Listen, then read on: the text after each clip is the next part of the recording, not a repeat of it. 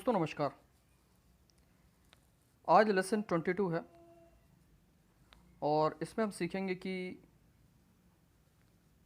Has have के बाद में जब वर्ब के थर्ड फॉर्म का प्रयोग होता है तो इसका क्या अर्थ निकलता है और उसके अकॉर्डिंग हम किस प्रकार की मीनिंग को कन्वे करने के लिए किस सिचुएशन में इस पर्टिकुलर स्ट्रक्चर का इस्तेमाल कर सकते हैं। इससे पहले कि हम डिटेल में जाएं, आप इसमें शुरू में ही कुछ नोट देख सकते हैं, वो ध्यान देने वाली बात है।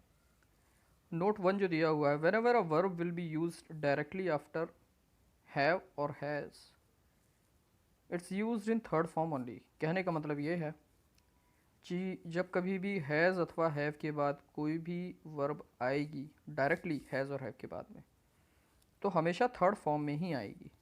इसके पहले जो आपने लेसन किए थे उसमें आपने देखा होगा have to, has to, had to, इनका यूज़ कर रहे थे, तो क्योंकि टू आ रहा था इसलिए वर्ब की फर्स्ट फॉर्म यूज़ हो रही थी।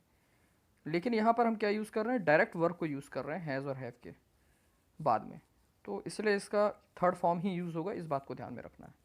दूसरी बात बोल रहा है हैव और have and has are always use in present tense to denote that a particular action is over और कंप्लीट।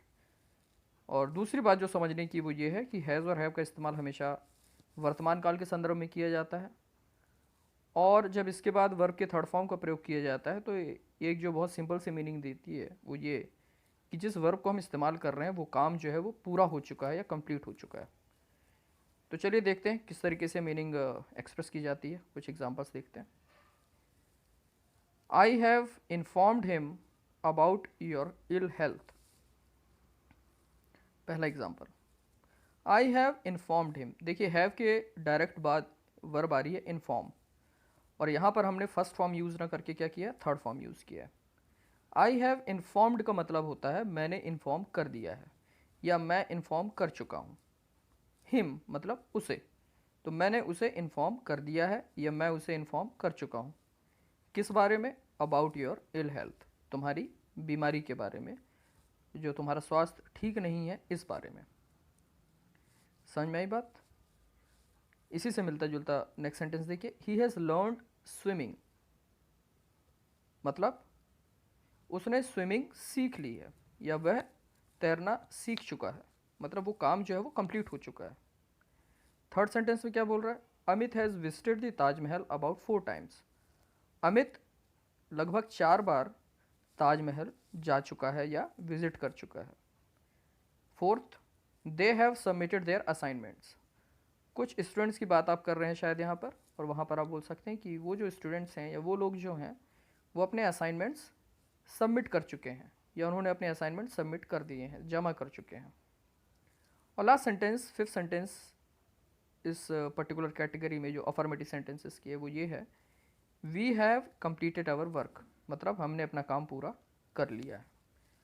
तो इस तरीके से हम वर्ब के थर्ड फॉर्म का प्रयोग करते हैं हैज़ हैव के बाद में, और ये मीनिंग क्या देता है कि वो पर्टिकुलर काम या वर्ब जो हैव हैज़ के बाद आ रही है वो काम पूरा हो चुका है या किसी ने कर लिया है। इसका जब नेगेटिव बनाएंगे तो नॉट का प्रयोग होगा हैज़ और हैव के बाद में। इसके पहले जो हमने लेसन्स अटेंड किए तो उसमें आप देख सकते हैं, अगर आपने पिछले लेसन अटेंड किए नहीं किए तो आप उनको भी जाके देख सकते हैं, have to, has to, had to वाले। उसमें हम जब नेगेटिव बना रहे थे तो do not have to, does not have to, did not have to, इस तरीके से नेगेटिव बनाते थे। लेकिन यहाँ पे क्योंकि वर्ब डायरेक्ट यूज़ हो रही है हैव हैज़ के बाद में, इसलिए हैव हैज़ के बाद नॉट का प्रयोग किया जाएगा। तो ये ध्यान रखना है, ये आमतौर पर गलतियाँ होती हैं, तो इसको ध्यान रखना है। नॉट जो आएगा इसमें हैव या हैज़ के बाद आएगा। जैसे I have not borrowed anything from him. Borrow का मतलब होता है उधार लेना, तो आप कह रहे हैं कि मैंने उससे कोई भी चीज़ उधार नहीं ली है। सेकंड सेंटेंस में आप बोल रहे हैं he has not return my books. आपसे कुछ किताबें उसने ली थी और आप बोल रहे हैं कि उसने मेरी किताबें नहीं लौटाई हैं। He has not return my books.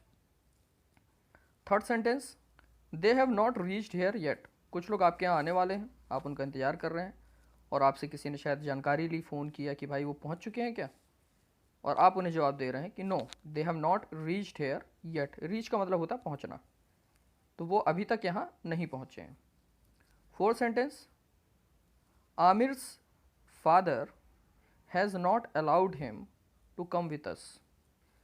Aamir के पिताजी ने उसे अनुमति नहीं दी है हमारे साथ आने के लिए।